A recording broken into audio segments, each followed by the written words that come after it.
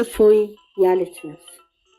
የክረምቱ ዝናብ ከወትሮ የተለየ ነው። ያለማቋረጥ ይዘንባል።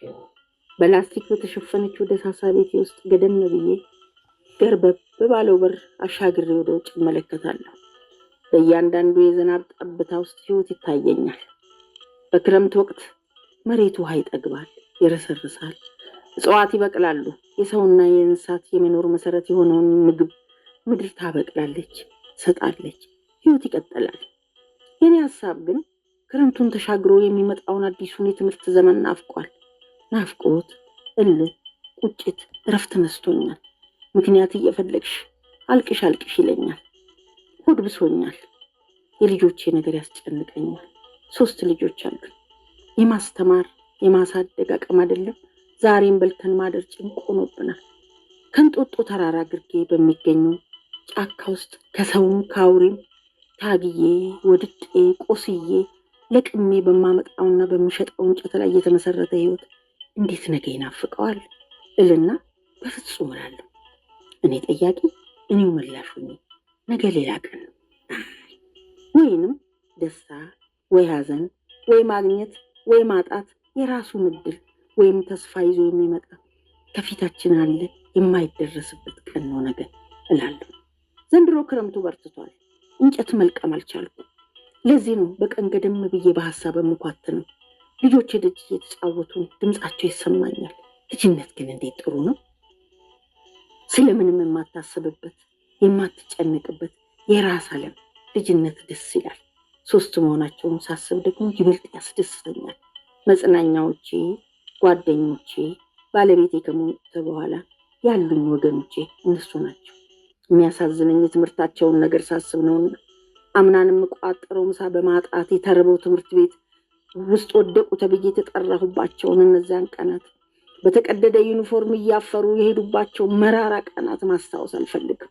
ከዛ በኋላ ትምህርት አስቆሚያቸው ቤት መዋል ከጀመሩ ወራት ተቆጥረዋል። ይህ ሁሉ ያልፋል። በእርግጠኝነት የተሻለ ነገር ይታየኛል። ጨለምተኛ አይደለሁ እያልኩኝ ሳስብ ልጆቼ ተሯሩጠው እየጠሩኝ ወደ ውስጥ ገቡ። እማ እማ እማ ሁሉም ይጮሃሉ፣ ይጣራሉ። ተቆጣኝ። አትጩሁ ምንድን ነው ስላቸው የጎረቤቴን ስም እየጠሩ ትፈልግሻለች እንዳሉ ወዲያው ተከትላቸው ገባችና የምስራች አለችኝ። ምስር ብይ አልኳት በጣም በለሰለሰ ድምፅ። ለደቂቃዎች ዝም አለች። እንዴ ተናገር እንጂ ምን ነው ዘገየሽ አልኳት። ስለ ልጆቻችን እኮ ነው ስትለኝ ዘልዬ ተነሳው። መልካም ዜና እንደሚሆን አልጠራጠርም። ተናገር እንጂ አልኳት። ከአዲሱ የትምህርት ዘመን ጀምሮ በመንግስት ትምህርት ቤቶች የሚማሩ ተማሪዎች ሁሉ መንግስት ምገባ ሊጀምርላቸው ነው አለችኝ።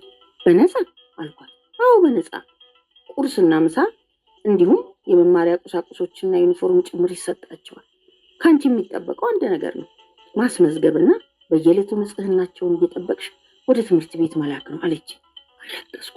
ህልም የሚመስል እውነት ጸሎቴ ተሰምቷል ብዬ አለቀስኩ። ጮኩኝ። ገደም ብዬ የማስበው ይህንኑ ነበረ። ስለ ልጆቼ ጨነቃለሁ ለሁሉም አለችኝ። ጎረቤቴ ነገ ሄደሽ አስመዝግቢ ብላ ትታኝ ሄደች። እንዳይነጋ የለም ነጋ። ልጆቼን ይዤ ወደ ትምህርት ቤት ሄድኩኝ። እውነትነቱን ስረዳና ሳስመዘግባቸው ደግሞ አሁንም አነባ፣ የደስታ እንባ አለቀስኩ። ይሄ ሁሉ አልፏል። ዛሬ ይሄ ተረት ነው። ዛሬ የኔም የልጆቼም ቋንቋ ተቀይሯል። ልጆቼ ትምህርት ቤት ሄደው በልተው ተምረው ተጫውተው ተደስተው ይመጣሉ።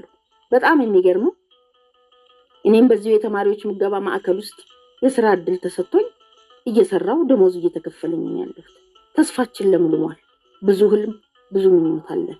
ይህንን መልካም ስራ የሰሩትን አለማመስገን ንፉግነት ነው።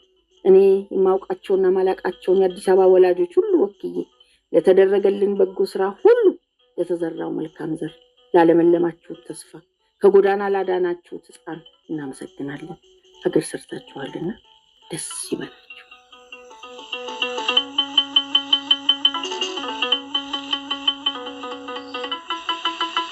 400,000 ያክል የአዲስ አበባ ተማሪዎች በቀን 2 ጊዜ ምግብ እናቀርብላቸዋለን ማለት ለአንዳንድ ሀገራት ከተሞች ወጣ ብለን አይተናል። ከነሱ የህዝብ ቁጥር እኩል ነው። ለህዝባችን የሰጠነው ትኩረት ነው። ይሄ ታዲያ የአጭር ጊዜ መፍትሄ ብቻም አይደለም። ለዛሬ ተማሪዎች እንዳይርባቸውም ያደርጋል። በዘላቂነት ግን ትውልድ በአእምሮም ጤነኛም ሆኖ በስነ ልቦናም ጭምር እንዲገነባ የሚያደርግ ትውልድ ሀገሩን እንዲወድ ለሀገሩ መልሶ መስራት የሚችል ራዕይ እንዲኖረው ሊያደርግ የሚችል ትልቅ የግንባታ ስራ ነው። ማዕድ ማጋራት በየቦታው ላይ የእሁድ ገበያ ብለን የከፈትናቸው የአጭር ጊዜ መፍትሄዎች ናቸው። ህዝቡ ወደ መካከለኛውና ረጅም ጊዜ መፍትሄ መሻገር እንዲችል የዛሬውን የኑሮ ጫና በማቃለል በኩል ግን ዝቅተኛ ገቢ ላለውና ምንም ገቢ ለሌለው ማህበረሰብ ትልቅ ድርሻ አለው። ከ2.6 ሚሊዮን በላይ እየደጎምን ያለነው ዝቅተኛ ደሞዝ ያለው የከተማችን ሰራተኛ፣ ጽዳት፣ ጥበቃ በመሳሰሉት ደረጃ ላይ ያለው ሰራተኛ ምን ያህል ኑሮ እንደተቃለለ ቀረብ ብላችሁ ጠይቁ። ይሄ ከምንከተለው ፖሊሲ የሚመነጭ ነው። የኑሮ ውድነቱንም ጫና ስለሚገባን ስለምንረዳው ኃላፊነትም ስላለብን ለህዝቡ ምላሽ መስጠት የሚያስችል ነው። የአጭር ጊዜ መፍትሄ ነው። ዛሬን መኖር አለበት ወደ ነገው ለመሸጋገር። የአዲስ አበባ ከተማ አስተዳደር የተማሪዎች ምገባ ፕሮግራም በ2012 የተጀመረ ሲሆን በወቅቱ ከ300 ሺህ በላይ ተማሪዎችን በመንግስት ትምህርት ቤቶች ከቅድመ መደበኛ እስከ 8ኛ ክፍል ተጠቃሚ በማድረግ የጀመረ ነው። ይህ ሰው ተኮር የሆነ መርሃ ግብር የተማሪዎችን የትምህርት ጥራት ለማሻሻልና የወላጆችን ጫና ለመቀነስ ከጥቅምት 2012 ጀምሮ ተግባራዊ የሆነ ያለ ትልቅ ፕሮጀክት ነው። ይህ ፕሮግራም በምገባ ኤጀንሲ የሚመራ ሲሆን በ10 ሺዎች የሚቆጠሩ መጋቢ እናቶችን በማሳተፍ የስራ ዕድል የፈጠረና የተማሪዎችን በትምህርት መገኘት ያሳደገ መርሃ ግብር መሆኑ ይታወቃል። የስራ ፈጠራን በተመለከተ ከ10 ሺህ በላይ እናቶች መጀመሪያ ላይ ለምግብ ማብሰያና ለሎጂስቲክ ተቀጥረው ያገለግሉ ነበር። ቁጥሩም ባገባደድነው 2018 ከ16400 በላይ ያደገ ሲሆን ይህም የእናቶችንና የአካባቢውን የምግብ አቅራቢዎች ተጠቃሚ አድርጓል። ክንዋኔውን በተመለከተ በሳምንት 5 ጊዜ በቀን 2 ጊዜ ተማሪዎች ምገባ ይከናወንላቸዋል። ከ2016-17 ጀምሮ ፕሮግራሙ በአዲስ አበባ ከተማ አስተዳደር ማህበራዊ ገጽ ላይ እንደሚስተዋለው ከ779 ሺህ በላይ ተማሪዎችን እያገለገለ ይገኛል።